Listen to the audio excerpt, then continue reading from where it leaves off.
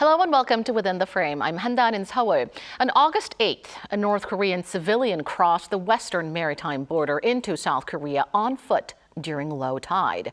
Just 12 days later, an active duty North Korean soldier navigated landmines to cross into the south through the demilitarized zone. And the number of elite North Koreans defecting is on the rise, according to the South Korean government. While there have been many North Korean defections in the past, these recent cases suggest an evolving trend in the nature of escapes to the south. In today's episode, we take an in-depth look at what these latest defections and emerging patterns could imply about the life in North Korea and about the Kim Jong-un regime that has now entered its 14th year of supreme leadership. For that, we're joined by Casey LARTIGUE, chairman of Freedom Speakers International. He's also the co-author of Green Light to Freedom, a North Korean daughter's search for her mother and herself. Thank you so much for coming in today. Okay, thanks for inviting me. Also with us tonight is Kim Jong-un, assistant professor at the Department of Diplomacy at Busan University of Foreign Studies. It's great to have you with us. Thank you. Thank you for inviting me. All right, Professor Kim, I want to kick things off with you. Let's start by examining the recent defections from North Korea. As I mentioned at the top, a North Korean soldier crossed the demilitarized zone just about 10 days after a North Korean civilian defected through neutral waters. How do you see these escapes and also the perilous escape routes? I think the defection of North Korean soldier can be seen from two aspects.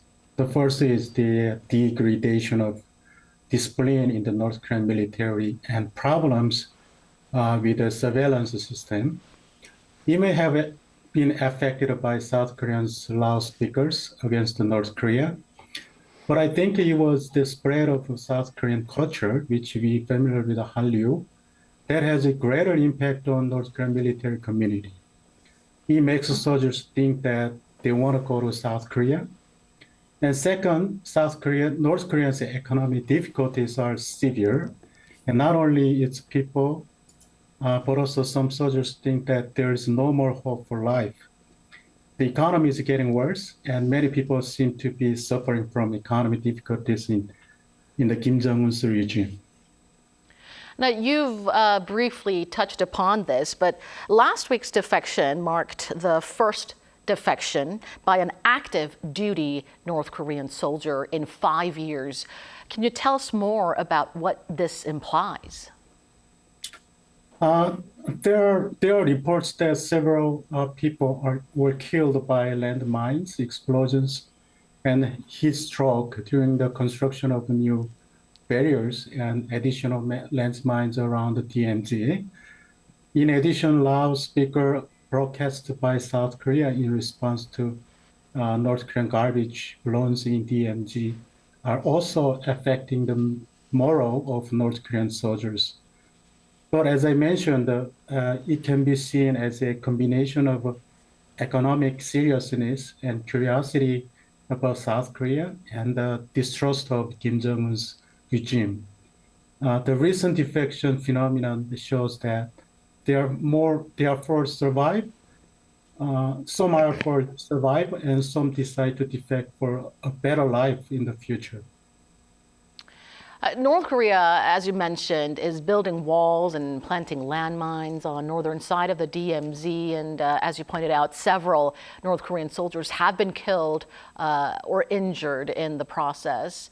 And the South Korean military analyzes that South Korea's loud broadcastings may have had an impact, but it's interesting how you pointed out that it will be more of the impacts of Korean wave that may have a bigger impact than Seoul's loudspeaker broadcastings.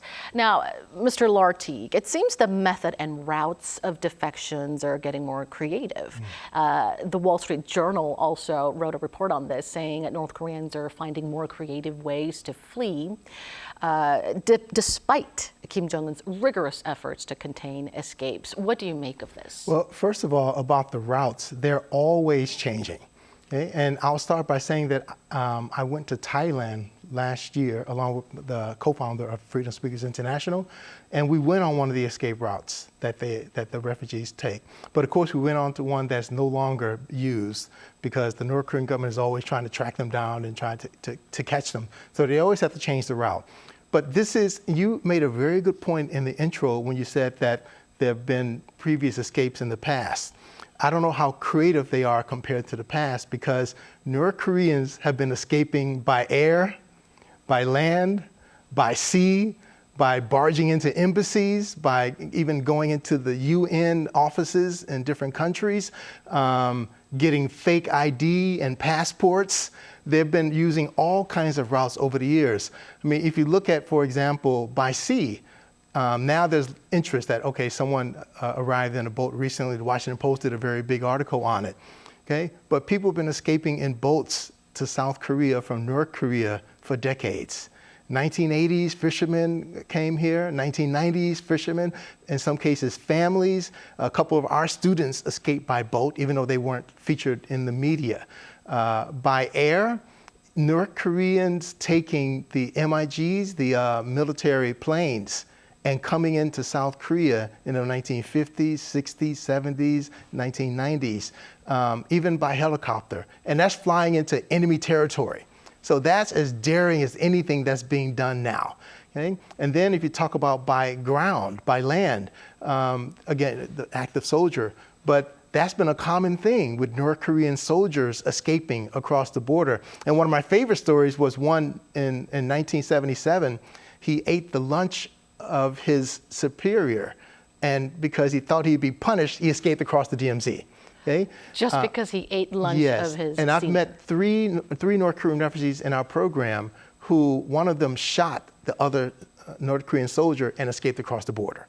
Okay? And so there have been all cases like this over the decades. Even, again, waitresses in 2016, about 13 of them. About 20 years ago, North Koreans were finding new ways, and that is by going directly to embassies and applying for asylum. In about 2002, about 25 North Koreans basically pushed their way in to the Spanish embassy and applied for asylum. There's a group of 36 who just barged into an embassy around the same time. So then China responded by putting up the gates and other protections and more patrols. So it's an old story about North Korean refugees trying to get to freedom. Okay? So it's not a new thing. Okay? Maybe because of COVID, it might seem like it's a story, but actually this is the story of North Koreans. So regardless of the cases, the different stories, and regardless of the routes, I guess all of this just clearly points to the fact that there always is a growing number of North Koreans who are wishing to flee their homes in pursuit of freedom. Yes, and Kim Jong-un knows this because if he thought that North Koreans were so happy in the country, they would not have to have the patrols and shooting people on sight and other ways of blocking them. Right. Now, Professor Kim, taking a closer look at the recent trends of defections, a series of defections grabbed headlines in recent months, but in the broader context, the number of North Korean defectors have dropped significantly in recent years. Figures fell from over 1,000 to below 200 in the last 5 years. What's behind the sharp decrease, and do you project numbers to keep sliding in the coming years? I think that there are some reasons why the number of North Korean refugees is decreasing. One reason is the regime's willingness to crack down on escaping the country. The regime has been trying to build a barrier in the border area between North Korea and China to prevent escaping. The other reason is the regime's physical control because of COVID-19, and it has increased cost of defection and seem to have had a big impact on the number of defections. In particular, with the onset of COVID-19, North Korean authorities restricted freedom of movement. If someone got caught for escaping, they were sent to political camps, which forced the number of North Korean defectors to decrease. Moreover, the cost of brokers to defect to North Korea has increased, making it difficult for people in North Korea to afford it. The cost of departing from North Korea and arriving in South Korea through China and third countries is around 20,000, 40,000 US dollars. It is a cost that is difficult for ordinary North Koreans to pay off. And Mr. LARTIGUE, in contrast to recent drop in the number of defections, more North Korean elites are crossing the border to the south, according to the Unification Ministry. Last year saw the highest number of North Korean elite defections in recent years. Is this being felt among the defector communities here in South Korea? And what are your thoughts on this? Okay. First of all, Kim Jong-un is winning the war over his border.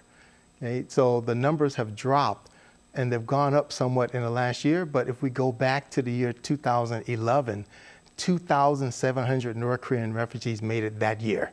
Okay? The next year, when Kim Jong-un took over, it dropped to 1,500, and it was dropping every year before COVID. And then, of course, it just went to about 229, and then 63, and then 67 the next year. And then now it's up a bit to 196. So about the elite, it may be like a small victory, but he is still winning that battle.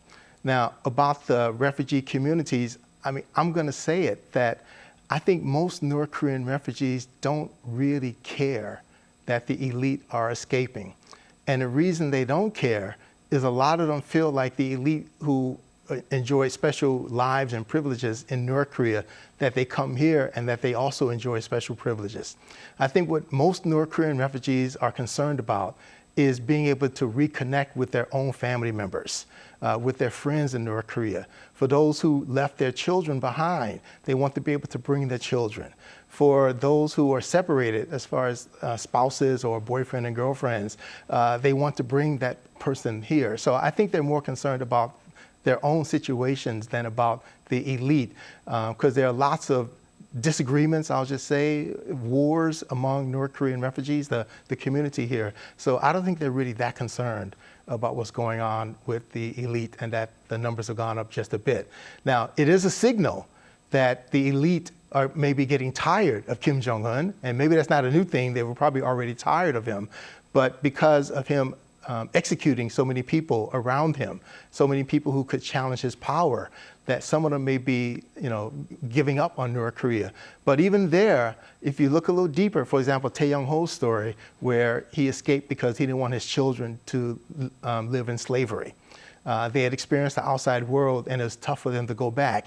Even in today's news, there's a story about the North Korean government calling the children who are overseas to come back for whatever, political, whatever they call it, brainwashing, whatever it is that they describe it as, because they're worried once they get out of the country that they're not going to be suitable for living in North Korea. So some of the elite maybe escape for other reasons than just they're tired of, the brainwashing and having to obey. So the number of elite defections may be on the rise, but Kim Jong-un is winning the battle against defections. Yes. I think that could be one of the key takeaways of today's discussion. Professor Kim, senior diplomat Lee Yu, who defected last November from Cuba, is now actively engaging in forums and meetings, revealing the truth about the Kim Jong-un regime. What can we infer from these remarks about the stability of Kim's one-man rule?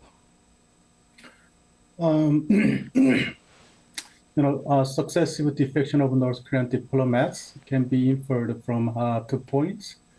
First of all, it is Kim Jong-un's excessive control of the North Korean society. Currently, North Korea enacted the Reactionary Ideology and Culture Rejection Act in February 2020 to control its people. And 2021 and 2023, the Youth Education Guarantee Act and the Pyongyang Cultural Language Protection Act were enacted to prevent access to South Korean entertainment. This means that Kim Jong-un's regime is suppressing its people and strengthening its power. In this situation, diplomats sent abroad have no regrets about going back to North Korea. It seems reasonable to choose South Korea for their future of their children. Also, it seems that high-level diplomats chose to go to South Korea because they expected it to be treated like a former lawmaker Tae Yong-ho. Second, Kim Jong-un's leadership seems to be the problem. He is said to be more violent than his father and grandfather.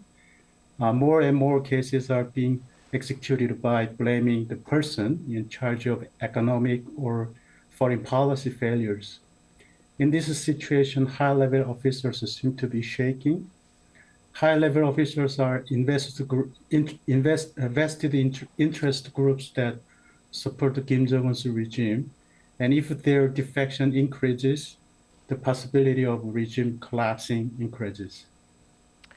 Many North Korean elites have defected since the defection of former diplomat Tae Yong-ho in 2016. So there seems to be a domino effect as well, which could deal a huge blow to the Kim Jong-un regime. As you mentioned, this could increase the possibility of the collapse of the Kim Jong-un regime. Now, Mr. LARTIGUE, North Korean people have long been suffering from severe poverty, serious human rights abuses, chronic food shortages, and the whole world knows about this. But since you interact frequently with North Korean defectors here in South Korea, through, by teaching them, by helping them enhance their not only English skills, but also help them speak, be a better public speaker, and let the world know about the truth about the Kim Jong-un regime.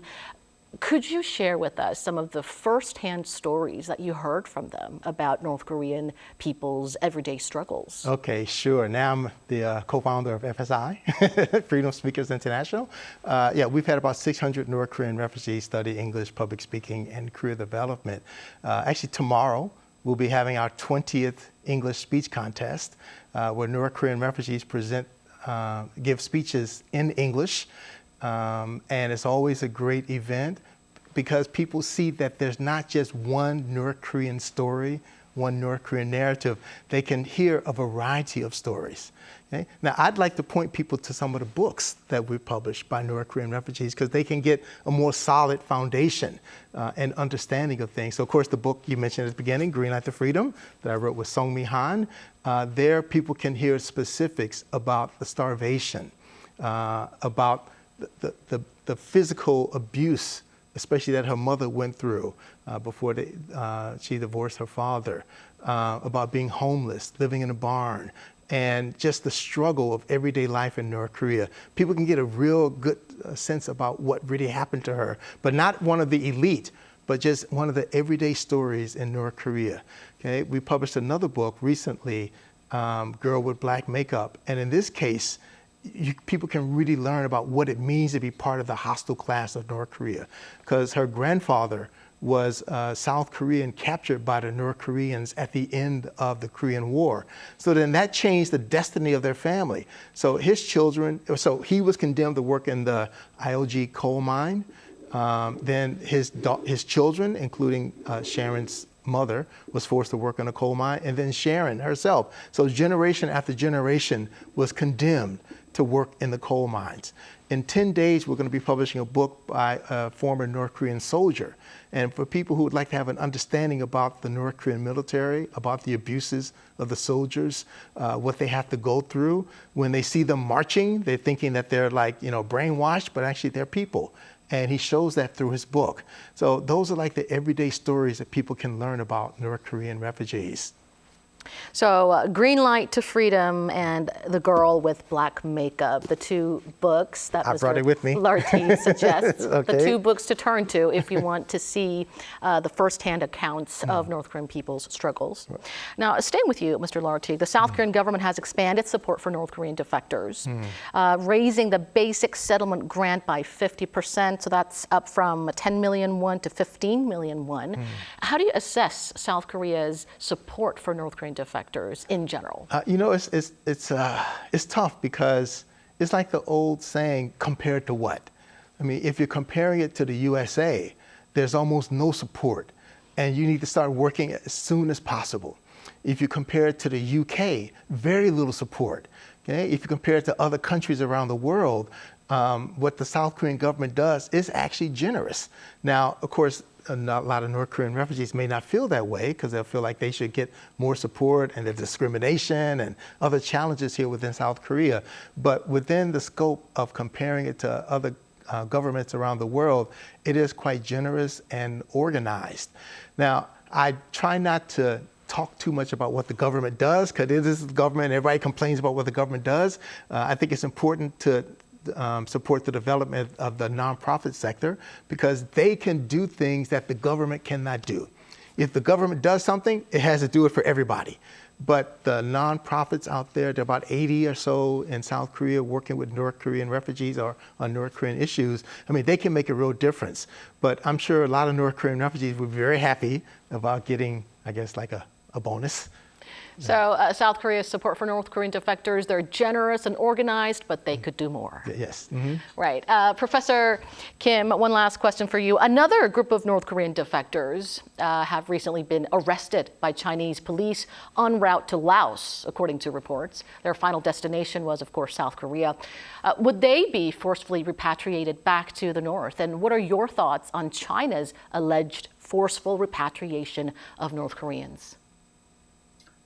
I think the Chinese government is likely to send the North Korean defectors to South Korea who attempted to go to South Korea. It was reported that the Chinese government sent 600 defectors to North Korea in October last year and 200 defectors to North Korea in April this year.